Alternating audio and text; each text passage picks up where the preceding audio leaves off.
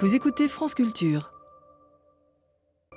Chaque jeudi, le physicien du matin, Étienne Klein. Bonjour Étienne. Bonjour Marc, bonjour à tous. Une question puissante, hein. D'où Oui. vient que nous sommes ici? D'où vient que nous sommes ici? Mais avant, je dois donner Hmm. la réponse à la devinette Ah que je oui. posais la semaine dernière. Si on remplaçait la Terre qui tourne autour du Soleil par une théière, eh bien, elle aurait exactement la même trajectoire que la Terre. Ok. Car la trajectoire d'un corps dans un champ de gravitation est indépendante de sa masse. Terre, théière, bicyclette, autobus, plaquette de chocolat, pour la gravitation, c'est pareil. C'est pareil. Voilà. Et alors la question d'aujourd'hui, c'est la suivante. Marc, si je vous demande d'où vient que vous êtes ici, Mhm. vous allez me répondre que c'est parce que c'est comme ça et pas autrement, qu'en plus vous vous trouvez bien là où vous êtes, que ce sont les hasards de la vie et des rencontres qui vous y ont conduit, sans compter le taxi, le vélo, le train ou les pieds qui vous ont transporté ce matin. Même le boson de Higgs. Il se peut aussi que vous pensiez que tout cela était écrit, fixé depuis l'origine, que vous étiez prédestiné depuis le Big Bang à animer les matins de France Culture. Qu'en somme, les lois cosmiques étant ce qu'elles sont, vous n'auriez pas pu avoir d'autre vie ni d'autre place que celles qui sont aujourd'hui les vôtres. Alors à propos d'autre vie, Grave Marc, question, est-ce que vous savez que Bob Dylan a lui aussi été chroniqueur?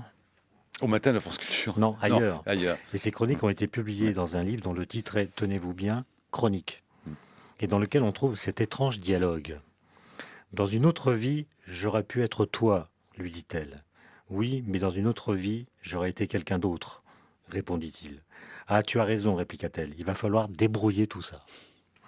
Et oui, il va falloir débrouiller tout ça, et c'est ce que je voudrais tenter de faire aujourd'hui, en 5 minutes, puisque j'en ai déjà consommé 1/6. Alors je fonce. Dans les années 80, des cosmologistes ont fait l'hypothèse que l'univers primo-primordial aurait connu une gigantesque inflation, c'est-à-dire une phase d'expansion furieusement accélérée lorsque sa densité était extrêmement élevée. Les distances dans l'univers auraient été multipliées par un facteur énorme, de l'ordre de 10 puissance 50, en un temps très court, de l'ordre de 10 puissance moins de 32 secondes. Ce n'est pas exactement ce qu'on appelle un train de sénateur.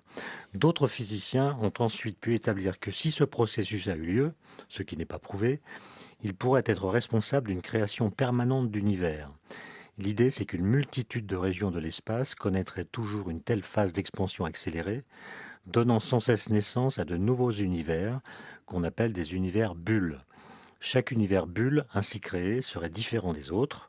Les masses des particules et l'intensité des interactions auraient des valeurs chaque fois nouvelles, de sorte que tous les possibles en termes de paramètres physiques pourraient se réaliser. L'univers serait en somme un univers gigogne, ultra proliférant, ce qu'on appelle un multivers, composé d'un très grand nombre d'univers bulles présentant chacun ses propres lois physiques. Cette hypothèse est-elle une nouvelle fable? S'agit-il d'un délire de théoricien? D'une authentique révolution scientifique? Personne ne pouvant le dire, l'hypothèse des multivers fait débat. Certains la considèrent incontournable, d'autres la jugent épistémologiquement dangereuse car exagérément métaphysique.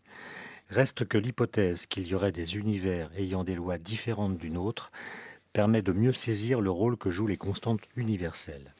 Il apparaît en effet que si ces dernières avaient été différentes de ce qu'elles sont, la vie telle que nous la connaissons de par chez nous n'aurait pas pu émerger.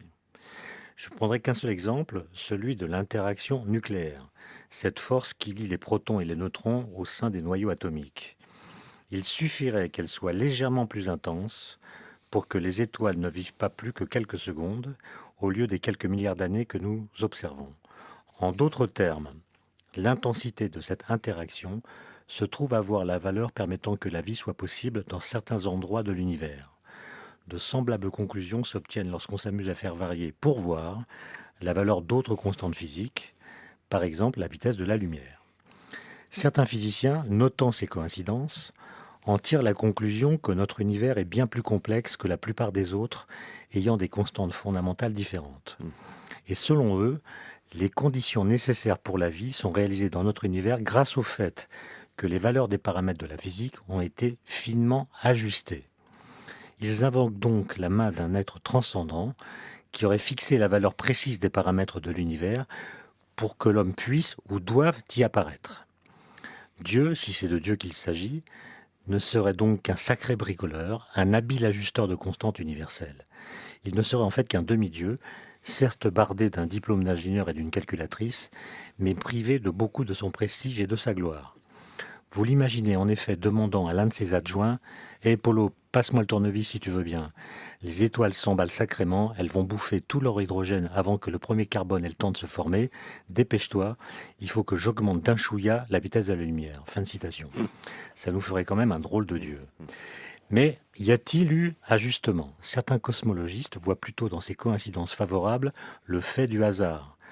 Les dés auraient été jetés un très grand nombre de fois, de sorte que tous les univers possibles seraient réalisés quelque part, et que nous aurions eu, nous, la chance de tomber dans un univers localement vivable, et plutôt hospitalier, du moins en certains lieux.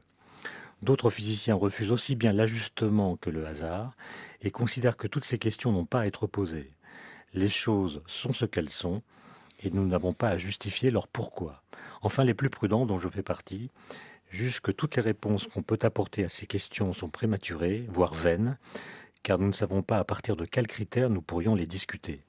Bref, chacun est libre de se faire un avis, et le mieux est de le découvrir en tentant de répondre à la question suivante. Existe-t-il des univers où des Marc Voinchet existent aussi? Et si oui, y en a-t-il où ces autres Marc Voinchet sont les animateurs des matins de France Culture? Réponse la semaine prochaine. Comment voulez-vous que j'enchaîne avec ça, Étienne Klein? Merci. Débrouillez-vous, il s'agit de votre propre situation cosmologique. Ah oui, mais là, c'est complexe en plein direct, hein, en plus. Merci, Étienne Klein.